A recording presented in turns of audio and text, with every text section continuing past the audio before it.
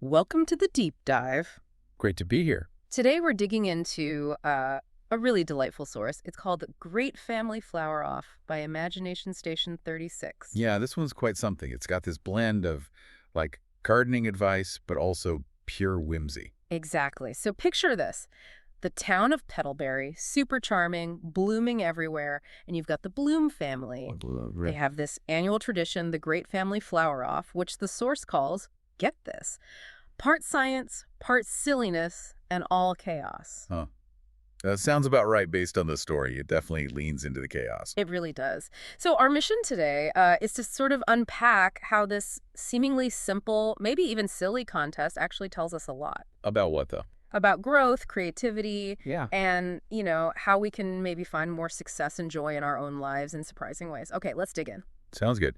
What's fascinating right off the bat, I think, is how the contest itself works. It's not your typical competition. No, not at all. It feels less about just winning, more about personal expression and connection, maybe. Yeah, and the rules definitely hint at that. Oh, the rules are great. So, okay, core rules. You have to grow it yourself. Simple enough. Standard. Makes sense. You must name your flower, which, okay, adds a bit of personality. A nice touch. And then the big one, critically, absolutely NO using unicorn manure this year. And in parentheses, grandma's rule. Grandma's role. I love that detail. It's funny, obviously, but But there's more to it. I think so, yeah. It kind of hints at a deeper philosophy, doesn't it? Like maybe a subtle reminder against taking shortcuts.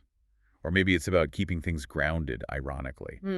Like focusing on genuine effort, maybe, even amidst the silliness. Exactly. Valuing the process, perhaps. Yeah. Humility, even in a family contest. It's a clever little rule. And that idea of genuine effort, or at least different kinds of effort, really comes through with the family members. Their approaches are all over the place. Oh, totally. It's a fantastic illustration of different creative styles. Yeah. What struck you first? Well, you've got Dad. His entry was called Coolio the Bloom. Coolio the Bloom. Okay. A sunflower wearing sunglasses. So, practical plan, whimsical touch. Right. Straightforward, but with a bit of fun layered on top. A solid dad entry. Then there's Aunt Mimi. She was ambitious, tried to grow a lavender plant that actually sang lullabies. Wow. How did that turn out? The source says it only hummed off key. Okay. Points for trying. That's aiming high. A bit of an artistic, maybe slightly impractical vision there. And then Cousin Theo. Oh, boy. Ah, Theo. The chaotic scientist type. Totally. He decided, instead of water, to use soda. No. Seriously. Soda. Yep. And the result? Neon tulips. Neon, like actually glowing. Apparently. And they started attracting raccoons. Raccoons, of course they did. Okay, so here's where it gets really interesting, as you said. Right. You've got this whole spectrum. Dad's practical fun, Aunt Mimi's artistic reach, and Theo. Theo's just pure, unadulterated experimentation. Like, let's push the boundaries and see what happens, even Yeah. if it involves raccoons. It really shows how differently people tackle problems or, express creativity. Some go straight, some add flair, some just throw soda at it. And sometimes that leads to unexpected discoveries. Uh-huh. Or, well, pests. Exactly. And while all this is going on, you have Grandma Bloom. She's the reigning champion, remember? The one with the manure rule. She's just quietly working on this shy daffodil named Petal Pancake. Petal pancake. Okay, much calmer. Mm-hmm. A seasoned approach, maybe. Yeah. Patient. Yeah, a real contrast. But then there's Leela, the youngest. And what was her method? Something conventional? Not exactly. It was quite different. Simple, almost.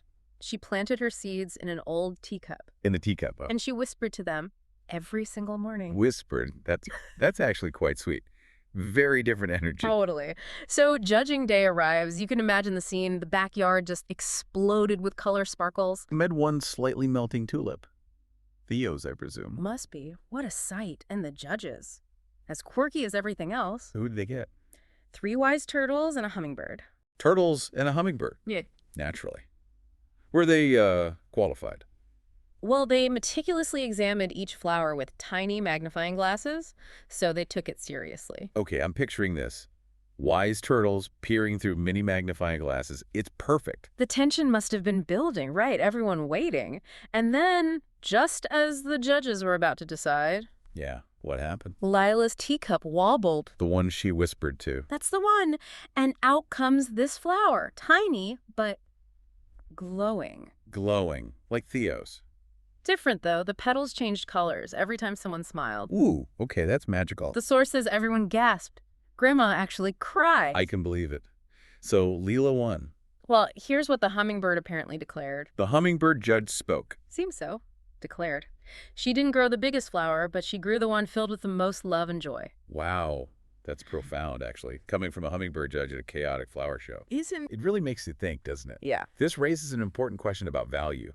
We usually focus on size, perfection, maybe technical skill. Right, like the biggest bloom or the most complex hybrid. Exactly. But here, the win comes from love, joy, these intangible things.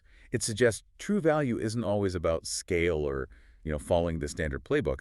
It's about the heart you put into it, the intention. And Leela named it perfectly, too. She called it the giggle bloom. Giggle bloom, because it reacts to smiles.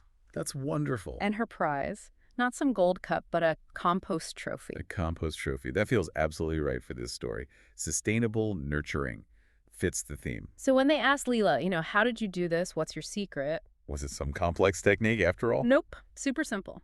She said, sunshine, singing, and saying nice things to your soil. Sunshine, singing, and saying nice things to your soil. That's it. That's it. So what does this all mean if we connect this to the bigger picture? Leela's secrets, they're not just for gardening, are they? Doesn't seem like it. They're metaphors, really. Yeah. Sunshine that's like creating the right environment, the right conditions for growth. Makes sense. Providing the basics. Singing. Yeah. That feels like the passion, the joy, the positive energy you bring to something. Yeah, the enthusiasm. And saying nice things to your soil. That's the care, the kindness, the affirmation, believing in the potential, nurturing it.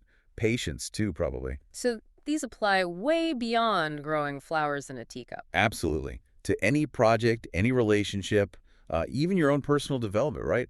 The source really drives this home. Growth needs patience, care, and heart. And that creativity, combined with kindness, can lead to something really beautiful. Unexpectedly beautiful. Yeah, and the whole tradition, the flower off itself, it underlines that these things, these family efforts or community things, they're not just about who's best. It's about the fun, the connection. Yeah, exactly. The fun, the connection, just trying your best, putting yourself out there, even if you end up with off-key lavender or raccoon trekking tulips, it's the shared experience. What a great way to look at it. This deep dive really shows how much wisdom can be packed into a whimsical story. I think the key takeaway that the source really nails is that the most amazing results, the truly magical outcomes, they don't always come from, perfect plans or huge efforts. Not from the unicorn manure, so to speak. Right. Not from the shortcuts, but rather, as the source puts it, from love, laughter, and a little dirt. Love, laughter, and a little dirt. I like that. It's simple, but powerful. Yeah. So maybe a final thought for everyone listening. Something to chew on. Think about the giggle blooms you could cultivate in your own life. What do you mean?